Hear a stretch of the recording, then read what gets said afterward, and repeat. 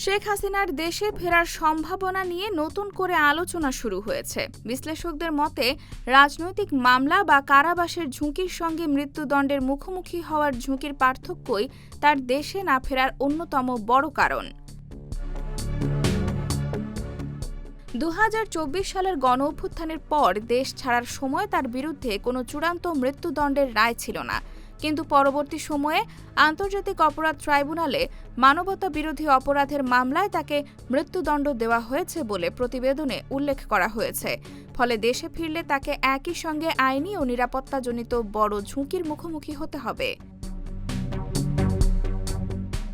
অন্যদিকে ভারতের সঙ্গে বাংলাদেশের প্রত্যর্পণ চুক্তি থাকলেও শেখ হাসিনাকে এখনও ফেরত পাঠানো হয়নি।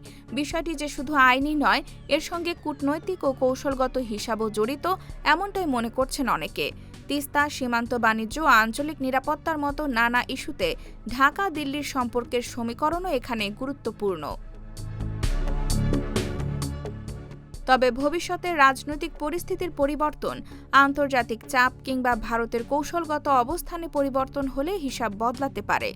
তাই শেখ হাসিনার প্রত্যাবর্তন নিকট ভবিষ্যতে কতটা সম্ভাব্য তা নিয়ে নিশ্চিত সিদ্ধান্তে পৌঁছানো কঠিন। বিশ্লেষকদের মতে, সরকারকে উত্তেজনা এড়িয়ে আন্তর্জাতিক সহযোগিতা ও কূটনৈতিক তৎপরতার মাধ্যমে প্রত্যর্পণ ইস্যুর সমাধানের পথ খুঁজতে হবে।